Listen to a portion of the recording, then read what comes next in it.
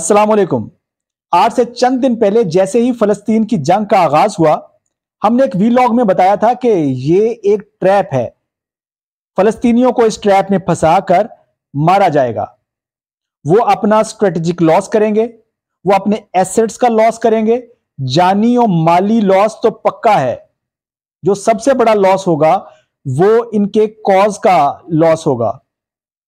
वो पूरी दुनिया में अपने आप को बताते हैं कि हम मजलूम हैं, हमारे साथ जुल्म हो रहा है, लेकिन हमास की इस हरकत की वजह से दुनिया उनकी इस बात पर यकीन नहीं करेगी।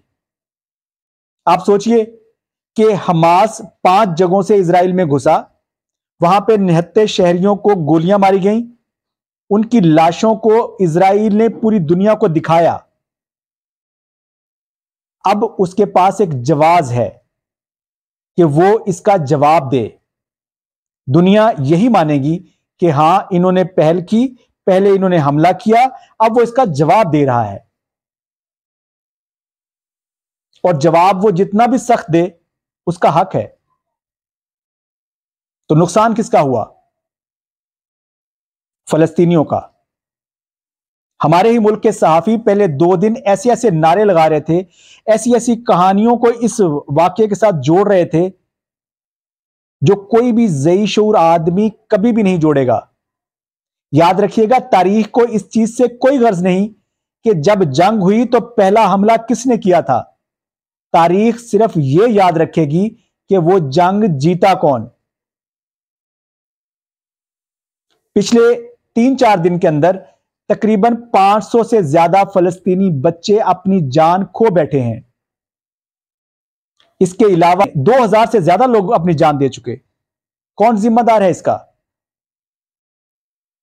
हमास का सरबराह एक और मुल्क में 5 स्टार जिंदगी बसर कर रहा है, जबकि मर कौन रहे हैं? फलस्तीनी। एसेट्स किनके तबाह हो रहे हैं? फलस्तीनियों के। अपनी कॉज का लॉस किसने किया? फलस्तीनियों ने। ये जितने भी लोग हैं जो इनके उस इकदाम की हमायत कर रहे थे, दरअसल वो इनके खैर ख्वाह नहीं थे, वो इनके कॉज को नुकसान पहुंचा रहे थे, दुनिया की नजरों में उनको बदनाम कर रहे थे।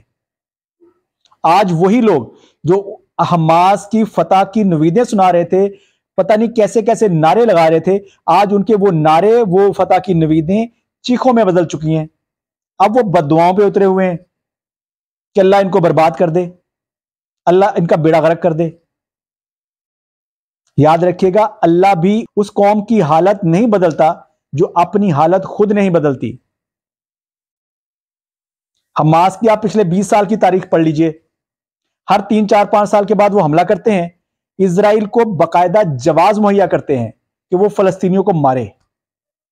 फिर वो फलस्तीनियों को मारते हैं, फलस्तीनियों के एसेट्स तबाह करते हैं, फलस्तीनियों की स्ट्रेटेजिक पोजीशन जो भी वो 5-4 साल में गेन करते हैं वो खत्म कर देते हैं।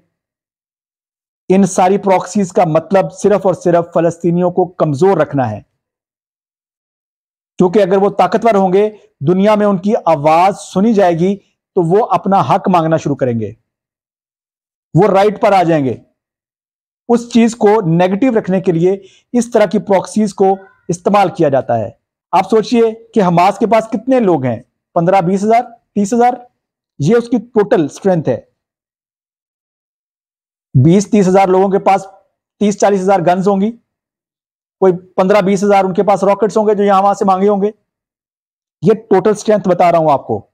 दूसरी तरफ वो जिनके साथ पंगा लेते हैं, दुनिया की बेहतरीन आर्मी, दुनिया का सोफिस्टिकेटेड असला, दुनिया का बेहतरीन दिफाई निजाम, दुनिया के बेहतरीन मिसाइल्स, दुनिया की बेहतरीन टेक्नोलॉजी और दुनिया की बेहतरीन इंटेलिजेंस एजेंसी।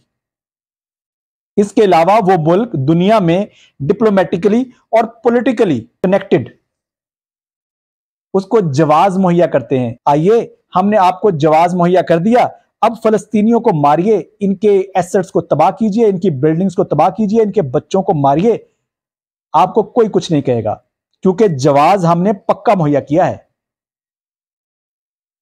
हम पिछले 300 साल से इसी तरह की प्रॉक्सीज का शिकार हैं। हमारा कोई पुरसाने हाल नहीं और कोई विजडम का नामो निशान नहीं है। और किसी से मत सीखिए, नबी सल्लल्लाहु अलैहि वसल्लम की अपनी जिंदगी से सीख लीजिए कि जब वो कमजोर थे तो उन्होंने अमन के मुआहदे किए थे, फिर उस अमन के दौरान उन्होंने अपनी कौम को खड़ा किया, उनकी कैरेक्टर बिल्डिंग की, इकोनॉमिकली उनको स्ट्रांग किया, मिलिटरीली उनको स्ट्रांग किया, उनके इल्म में इजाफा किया ताकि वो दुनिया को फेस कर सकें। जब उनकी कौम इस काबिल हो गई तो फिर आपको भी पता है कि बगैर तलवार निकाले मक्का को फतह कर लिया गया था। इजराइल से सीख लीजिए। आज से 70-80 साल पहले दुनिया में कोई भी शख्स उनको मुंह लगाने को तैयार नहीं था, कोई मुल्क उनको पनाह देने को तैयार नहीं था। उन्होंने 70-80 सालों में कौन सी बड़ी जंगें लड़ी हैं? क्या किया उन्होंने? उन्होंने इल्म हासिल किया, रिसर्च की, उन्होंने दुनिया की इकोनॉमी में अपने आप को मनवाया। आज वो इस पोजीशन पे हैं कि दुनिया की इकोनॉमी उनके बगैर चलती नहीं है। तो आप सोचिए, दुनिया किसका साथ देगी?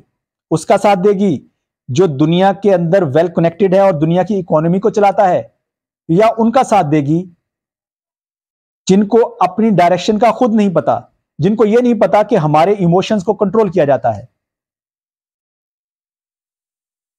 अस्सलाम वालेकुम।